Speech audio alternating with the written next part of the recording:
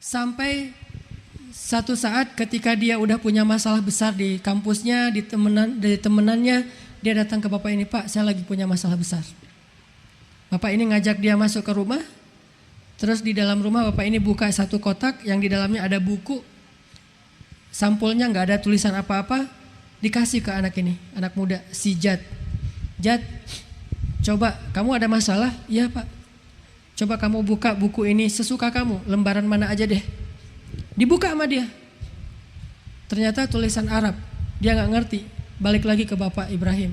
Saya gak bisa baca. Yang mana? Yang ini. Dibacain sama Bapak ini, Pak Ibrahim. Ternyata isinya adalah solusi terhadap masalah dia. Loh kok pas banget ya. Tapi kayaknya ini kebetulan nih. Besok dia datang lagi ada masalah. Dikasih lagi tuh buku. Dibuka sembarangan. Ayat mana aja. Kalimat mana aja, ternyata solusi lagi. Berkali-kali kayak gitu. Sampai akhirnya satu saat Bapak Ibrahim ini meninggal dunia. Meninggal dunia, dia tulis wasiat ke anak-anaknya. Nanti kalau kalian ketemu sama anak muda namanya Jad, tolong hadiahkan buku ini kepada dia dari saya. Anak-anaknya nyari Jad, dikasih hadiah. Jad, ini ada hadiah dari ayah saya Ibrahim. Kemana Bapak Ibrahim? Sudah meninggal dunia. Dia sedih. Dia buka tuh buku, masih buku yang sama, gak ngerti. Dia panggil seorang warga Perancis keturunan Arab yang bisa bahasa Arab. Temenin gua dong, ngapain bacain buku ini. Ini apa, ini apa, ini apa, ini apa. Udah banyak dia pelajari dari buku itu dan dia takjub banget. Ada buku yang seluar biasa itu, semuanya adalah kebijaksanaan.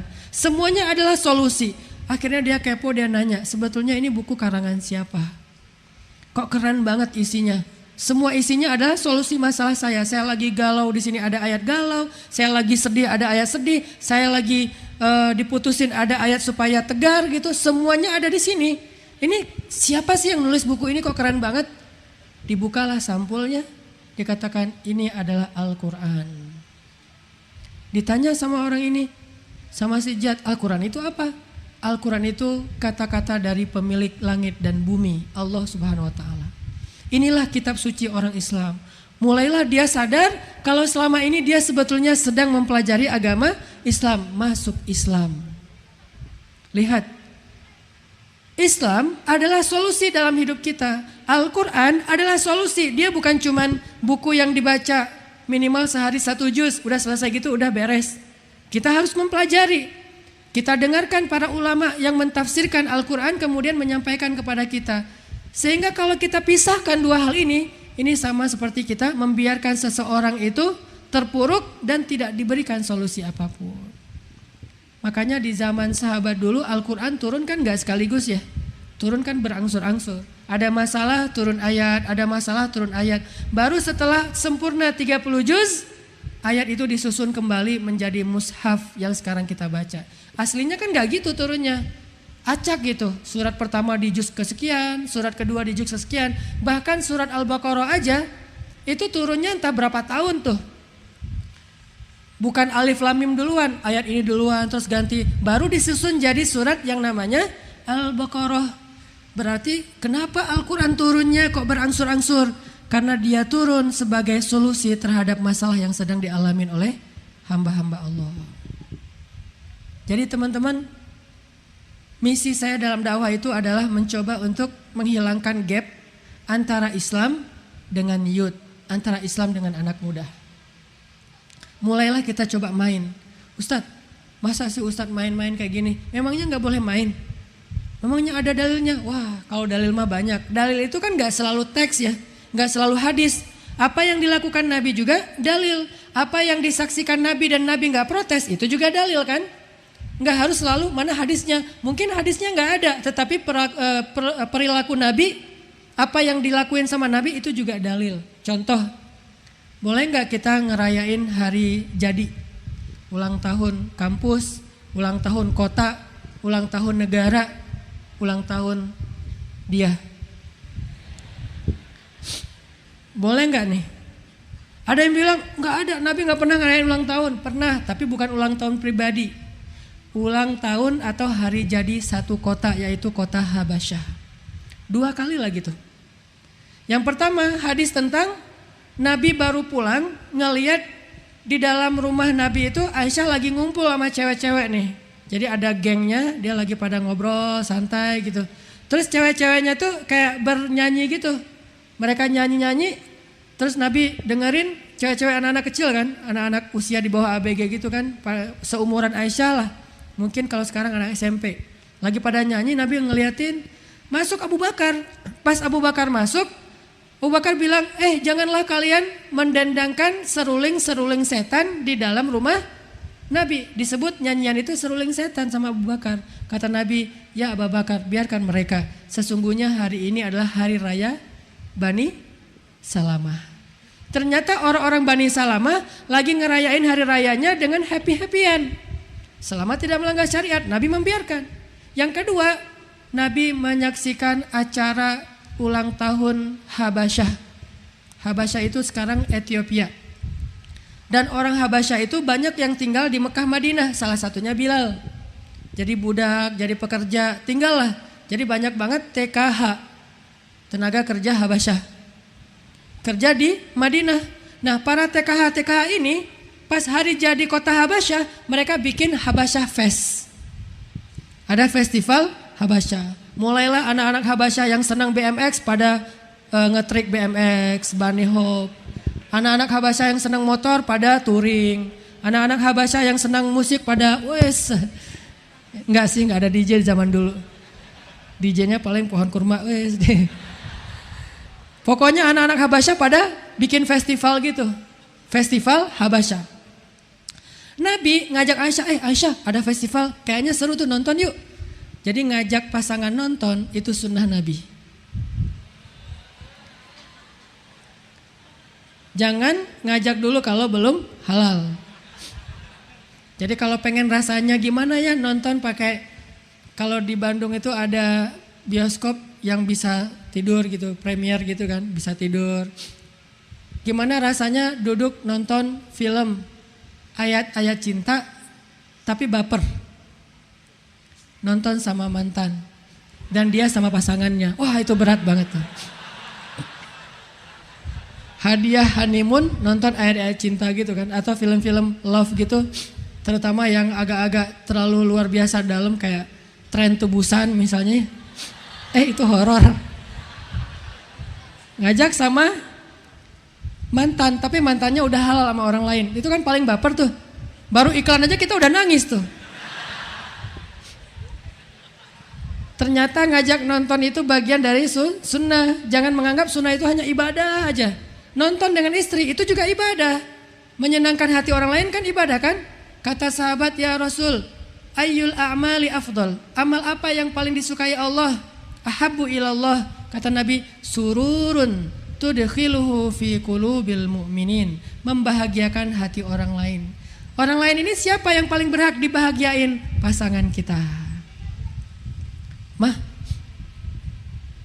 apa-apa? Enggak. Ngeliatin dia rempong lalu lalang gitu.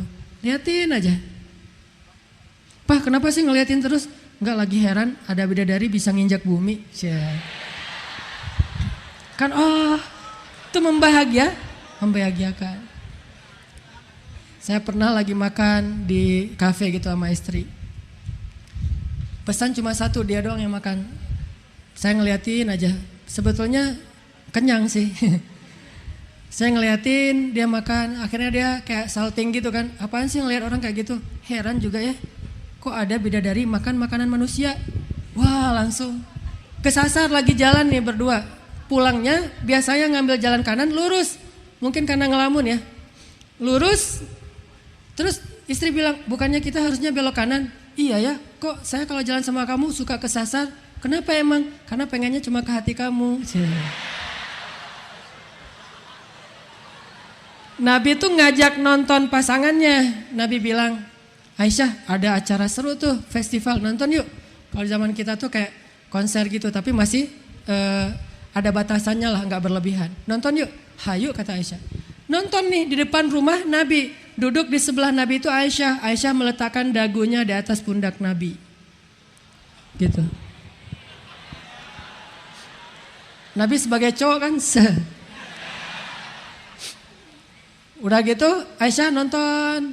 Lama tuh ada kontes kayak pedang-pedangan, ada gulat, ada muay gitu-gitu deh, pokoknya banyak pertandingan. Ada boxer, udah seru lama. Nabi terus ngelihat ke Aisyah, kan wajah Aisyah dekat gitu kan, nggak sengaja, maaf nggak sengaja. Ngelihat ke arah Aisyah, terus Nabi bilang, Aisyah udahan yuk. Aisyah nggak mau, tapi nggak ngomong, nggak, tapi dia ngasih isyarat, gitu, manja. Oh ya udah, nonton lagi. Udah lama Nabi bilang, Aisyah udahan ya, masih gitu juga manja. Sampai 3 kali, ya udah ya, yuk kita masuk aja, udah kelamaan, ya udah masuk. Setelah selesai hadis ini disampaikan oleh Aisyah, Aisyah komen. Jadi hadis itu caption, Aisyah kasih komen. Makanya kalau baca hadis itu jangan cuma baca captionnya doang, teks. Baca juga komen-komennya. Dalam bahasa hadis disebut syarah. Itu komen hadis. Baca komen supaya kita ngerti, oh kondisinya gimana.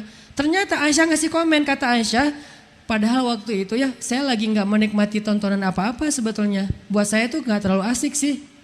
Terus ngapain kamu kok lama-lama? Saya cuma pengen nunjukin ke orang-orang gimana romantisnya saya dengan Rasulullah SAW. Jadi sifat Aisyah itu dari dulu juga ngebully para jomblo. Saya ngebully bagian dari sunnah. Ngebulinya supaya cepat nikah. Jadi yang kita lakuin itu sebetulnya ada dalilnya. Cuman kan gak harus semuanya disebutkan dari Rasulullah, gak gitu kan ya. Saya belajar Islam di Al-Azhar Mesir, kemudian saya menerjemahkan pemahaman itu dalam bentuk bahasa kita. Sehingga tidak perlu setiap apa yang dilakukan disebutin dalilnya, enggak seperti itu. Kecuali dia sifatnya hukum, maka harus disebutkan dalilnya. Tapi kalau lifestyle, hal-hal yang sifatnya entertain, maka cukup kita yakin ini tidak melanggar syariat. Dan Nabi juga ngelakuin yang kayak gini walaupun dengan bahasa yang berbeda, maka ini santai-santai aja.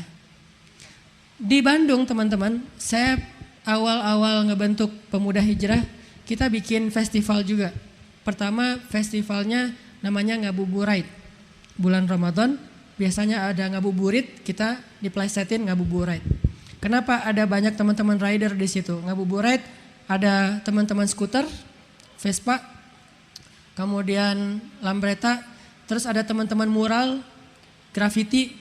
Ada teman-teman tadi skate sama BMX, kita bikin acara depan masjid. Orang-orang pada nanya, ngapain sih depan masjid bikin kontes skate sama BMX? Bid'ah banget sih katanya.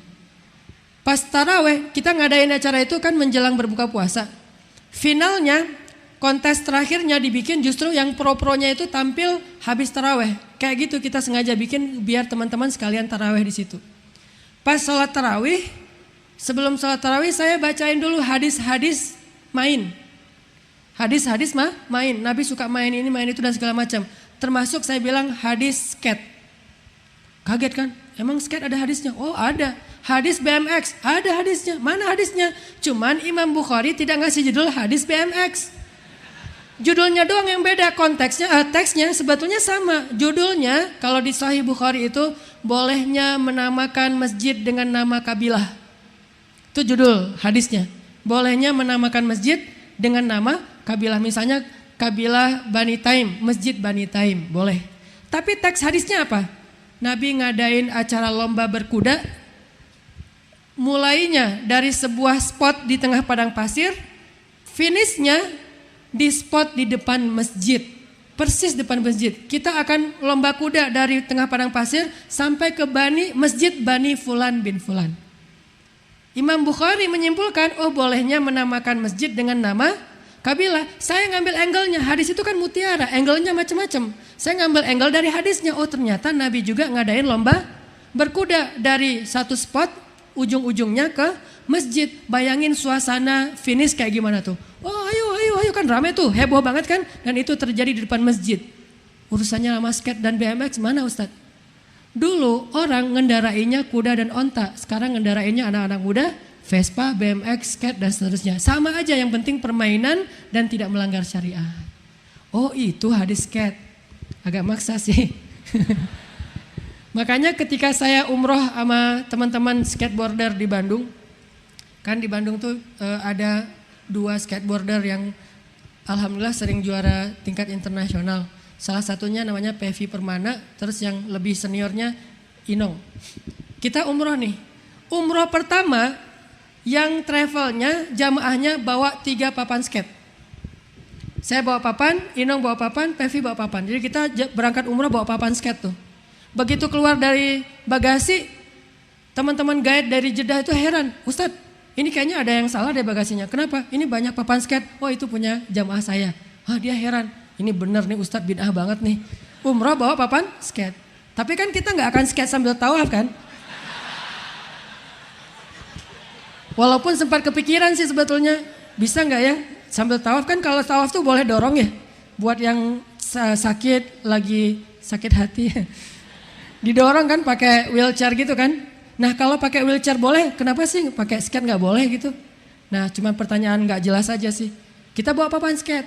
Begitu udah selesai semua ibadah umroh, saatnya kita banyak main, banyak manfaat. Keluarin papan skate, kita main skate depan Masjidil Haram. Dulu waktu saya masih kuliah depan Masjidil Haram kita dorong wheelchair. Sekarang alhamdulillah bisa main skate depan masjid, di pelataran masjid. Ada jalan gitu antara 2 hotel, kita main. Dimarahin sama orang Arab. Kita nggak ngerti. Maaf saya nggak ngerti. Jadi nggak tersinggung kan kalau ngerti. Muhammad apa? Main aja, pura-pura nggak ngerti gitu. Dimarahin sama orang Arab, lama-lama ternyata dia bukan marah. Orang Arab kan kalau manggil kayak marah ya, padahal manggil, sini dulu katanya. Tapi bahasa Arab, jadi kayak kesannya kayak marah-marah gitu. Lama-lama dia pegang, saya kira mau dibawa ke polisi. Ternyata dia bilang pakai bahasa Arab, saya boleh coba enggak? Ternyata dia pengen nyoba, akhirnya dia nyoba gitu, dipegangin. Yang kita pernah posting di Instagram, yang share your happiness gitu. Ternyata itu terjadi di Arab. Dari Mekah Madinah ada rest area, kita sambil teh susu gitu, kita main skate. Terus di depan Masjid Nabawi yang lebih heboh lagi, main skate dimarahin askar. Askar, marah-marah gitu. Pas datang, apa? Dari mana? Indonesia. Wah seru juga ya, saya boleh coba lagi itu. Akhirnya kita benar-benar happy gitu. Ibadah ke raudhah, sholat tahajud, tawaf, tilawah. Di waktu-waktu senggang, kalau yang lain mungkin belanja, kita mah main aja. Sama aja kan, yang belanja buat cewek-cewek. Yang cowok-cowoknya main, ada yang mainnya touring ke Jabal Uhud, ada yang mainnya naik hiking ke Gunung Jabal Nur. Semua itu permainan, hiking permainan. Jangan mengatakan dengan bahasa yang terlalu berat, tafakur alam. Main aja deh, nanti tafakurnya muatannya. Ternyata Islam itu bisa nge-mix banget, nge-blend banget dengan kehidupan kita. Kita cuma perlu menjaga batasan, jangan sampai ngelanggar. Dan batasan Islam itu luas teman-teman. Kalau kita selama ini sering bilang orang melanggar, karena kita tahu batasan Islam itu sempit. Sehingga bergerak dikit, break the line. Bergerak dikit udah keluar. Padahal kalau kita tahu betapa luas batasan Islam, gak gampang kita keluar dari jalur. Kayak gini nih. Ini saya merasa beruntung nanti ustadz-ustadz di sini juga bersaksi. Ternyata di Al-Azhar itu ya, salah satu serunya belajar di Al-Azhar, dia tuh memberikan ruang buat kita membanding-bandingkan pemikiran selama masih dalam Islam. Jadi ada muqaranah, perbandingan banget tuh di Al-Azhar. Kalau kita baca hadis, gak boleh satu hadis langsung disimpulin, gak boleh di Al-Azhar. Hadis harus dikonversikan dengan harus dibandingkan dengan beberapa versi. Akhirnya hadis tentang larangan makan dan minum berdiri. Kalau kita cuma baca hadis itu, kita bakalan bilang, gak boleh loh makan dan minum berdiri. Karena kita cuma baca satu hadis. Tapi kalau kita bandingkan nanti dengan kalimat yang lain dari Ibnu Abbas, dan ini bentuknya athar, ucapan para sahabat, tapi dilakukan oleh Nabi dan para sahabat. Apa kata Ibnu Abbas? Di masa Nabi kami biasa makan dan minum berdiri. Kok yang satu hadis ngelarang makan berdiri, yang satu lagi biasa makan berdiri dan minum. Ini gimana nih nge-mixnya nih? Seolah-olah kontradiktif. Nah ternyata akhirnya disimpulkan oleh para ulama, makan dan minum itu boleh berdiri tapi duduk lebih baik. Coba, jadi luas kan? Sehingga ada kondisinya kita makan itu memang harus duduk. Orang Arab makan berdiri, apa yang dimakan? Makannya korma. Kita makannya nasi padang, gimana berdiri kan repot ya. Wah, ini kuah di sini segala macam, susah, harus duduk pakai piring. Orang Arab nggak perlu pakai piring. Ada kondisinya kita makan harus berdiri, standing party. Apalagi di kota-kota besar tuh sekarang party udah males nyawa-nyawa tempat duduk, rata-rata berdiri. Kalau jongkok kan agak-agak risih gitu kan, akhirnya berdiri. Nah, kondisional, walaupun lebih baik duduk. Batasan ini, kalau kita tahu betapa luasnya Islam, kita jadi tahu ternyata hidup dengan Islam itu sama sekali nggak kaku. Sama sekali nggak kaku. Kadang saya sholat pakai sarung, kadang pakai jubah, kadang pakai celana, tergantung lagi kemana. Masa pakai jubah, apel, kan agak-agak ngeri ya. Assalamualaikum, sorban, jubah, tasbih, apel gitu. Assalamualaikum, waalaikumsalam. Oh maaf Ustadz, mau kemana? Mau ngapelin kamu. Astagfirullah Ustadz, kita belum, jadi belum halal karena ngapelin calon. Gak bisa, tetap pakai celana. Ngapelinnya ngapain? Maksudnya ta'arufan. Pak, Assalamualaikum, waalaikumsalam. Ada apa dek? Saya mau menyempurnakan agama. Oh bagus-bagus sekali itu dek. Dengan anak bapak, ya itu kurang bagus dek. Gitu.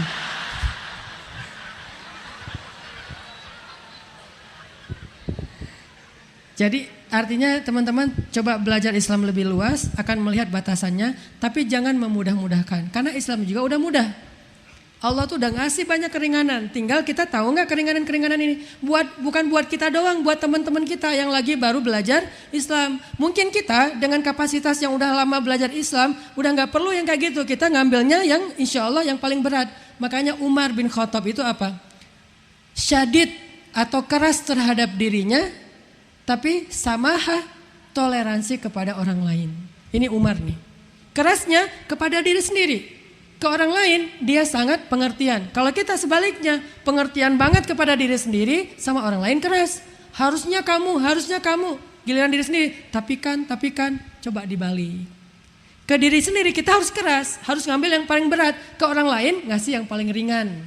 Nabi tuh nyontohin kayak gitu. Contohnya apa? Salat qabliyah zuhur. Berapa rakaat? 2 apa 4? Ada yang bilang 4, ada yang bilang 2. Kenapa kok ada 2 pendapat? Karena dua-duanya ada hadis. Nabi kalau sholat qabliyah zuhur di dalam rumah Aisyah, sholatnya 4 rakaat. Tapi kalau sholat zuhur, qabliyah zuhur di masjid, sholatnya 2 rakaat. Kenapa beda? Kata Nabi, supaya tidak memberatkan umatku. Jadi kalau sholat qabliyah zuhurnya gak ada yang ngeliat, ngambil yang paling berat. Kalau sholat qabliyah zuhur banyak yang lihat, ngambil yang paling ringan. Biar dicontohnya yang paling ringan. Kita kebalik. Di rumah nggak ada qabliyah. Di masjid qabliyahnya nggak selesai-selesai. Ini kita nih. Allah, aduh nggak jadi. Oh ya. Ini mau takbir aja berkali-kali. Wah kurang tinggi. Wes, tutorialnya panjang nih. Kenapa? Dilihat orang lain, giliran di rumah santai aja. Berarti kita tuh keras kepada orang lain, tapi terlalu toleran kepada diri sendiri. Harusnya kalau di masjid, kalau misalnya kita public figure atau orang-orang yang dijadikan teladan, beri ruang yang nyaman buat orang lain. Ada yang datang ke Nabi bilang, ya Muhammad, saya sebetulnya mau masuk Islam, tapi saya belum bisa berhenti berzina, gimana ya? Boleh nggak? Kata Nabi, boleh. Apanya yang boleh? Bukan berzina pastinya kan ya? Masuk Islam. Boleh nggak kita masuk Islam tapi belum bisa meninggalkan dosa? Boleh masuk Islamnya mah. Masuk Islam. Oh boleh saya masih berzina tapi masuk Islam? Boleh kata Nabi. Masuk. Udah masuk Islam, Nabi ngobrol sama dia baik-baik. Kata Nabi, gimana perasaan kamu kalau ada orang yang menzinahi ibu kamu? Wah saya bacok tuh orang. Marah dia. Gimana perasaan kamu kalau ada orang yang menzinahi istri kamu? Wah udah saya mutilasi. Gimana perasaan kamu kalau ada yang berzina dengan adik kamu? Saya habisin. Gimana perasaan kamu kalau ada yang berzina dengan anak perempuan kamu? Udah selesai itu orang, game over. Marah dia tuh. Kata Nabi, begitulah perasaan orang yang ibunya kamu zinahi, istrinya, adiknya, anaknya kamu zinahi. Pasti dia juga akan sakit hati. Oh gitu ya Rasul. Astagfirullahaladzim. Diusap dadanya oleh Rasul. Rasulullah berdoa, ya Allah, istiqomahkan dia, bersihkan kemaluannya. Akhirnya sejak saat itu kata dia, dulu zina adalah perbuatan yang paling saya suka, sekarang zina adalah perbuatan yang paling saya benci. Kok bisa? Mudahnya Nabi memberikan kebaikan untuk orang lain. Jangan langsung idealis harus sempurna, karena semua orang butuh proses. Jangan baru sholat udah dimarah-marahin. Kamu udah muslim udah berapa lama dari kecil? Kenapa sholat masih salah-salah dan segala macam? Dimarah-marahin enggak? Baru hijrah ya? Ya. Kelihatan sih amatiran. Saya lagi sholat sama teman saya di laut, habis surfing sholat. Saya lagi wudhu, teman saya udah selesai sholat. Cepet banget tuh sholatnya, cepet. Saya tanya, bro, lo sholatnya cepet banget sih? Ya beda dong kalau udah pro, kata dia. Jadi kalau udah pro sholatnya cepet. Kalau masih amatir lama gitu ya, bacanya pelan-pelan. Kalau yang udah cepet berarti udah pro tuh. Jadi teman-teman coba belajar lagi tentang Islam lebih luas. Supaya apa? Kalau kita mau ngambil bagian Islam yang paling sulit, biarkan kita yang mengambilnya. Tapi berikan kepada orang lain yang paling mudah dari Islam. Lalu dengan kemudahan itu, dia akan semakin bersemangat belajar yang lebih baik lagi sampai dia menuju kepada titik ideal. Makanya Islam itu, dakwah itu adalah membawa realitas kepada nilai-nilai ideal, bukan memaksakan idealisme, membawa realitas kepada nilai ideal. Dari waqi'iyah sampai mithaliyah, dari realitas masyarakat pelan-pelan dibawa sampai kepada ideal atau nilai-nilai yang indah dalam Islam. Mudah-mudahan teman-teman di sini semuanya bisa mengerti ucapan saya yang nggak jelas tadi dan bisa diamalin, bisa dipelajari. Minimal ini jadi pertanyaan buat teman-teman. Belajar lagi ke ustadz-ustadz kita yang luar biasa. Di sini banyak lulusan Mesir di Riau teh. Malah nilainya pasti lebih bagus dari saya. Jadi silakan belajar kepada mereka. Ada Ustadz Abdul Somad juga. Wawasan Ustadz Abdul Somad itu luar biasa. Fikihnya fikih komprehensif. Tidak menjudge satu benar yang lain salah, enggak. No judgment. Supaya kita bisa mudah bergaul dengan orang lain. Mudah-mudahan ini bermanfaat. Barakallahu li walakum. Allahumma ighfir lana wali walidaina warhamhuma kama rabbayana shighara. Allahumma inna nas'aluka ilman nafi'ah wa qalban khashi'ah wa rizqan thayyibah wa amalan mutaqabbala. Ya Allah, beri kami ilmu yang dengannya kami bisa beramal dan berdakwah di jalan-Mu ya Allah. Beri kami hati yang senantiasa bergetar ketika mendengar nama-Mu disebutkan ya Allah. Beri kami tenaga yang kami curahkan itu untuk menjadi lebih bermanfaat bagi orang-orang yang ada di sekitar kami ya Allah. Beri kami lisan yang hanya mengatakan yang baik dan yang jujur. Beri kami telinga agar kami mampu mendengar nasihat-nasihat untuk memperbaiki diri kami. Beri kami akal agar kami mampu memahami ayat-ayat kebesaran-Mu. Ya Allah ya Rabbana, berkahilah hidup kami, usia kami, amal soleh kami, dan harta kami. Ya Allah ya Rabbana, ajarkan kepada kami apa yang kami tidak mengerti dan mudahkan kami untuk mengamalkan apa yang sudah kami tahu dan jadikan kami istiqomah dalam amal itu dan bingkailah semua keistiqomahan kami dengan keikhlasan kepadamu. Rabbana atina fid dunya hasanah wa fil akhirati hasanah wa qina adzabannar. Subhanakallahumma wa bihamdika asyhadu an la ilaha illa anta astaghfiruka wa atubu ilaik. Makasih buat semua teman-teman. Assalamualaikum warahmatullahi wabarakatuh.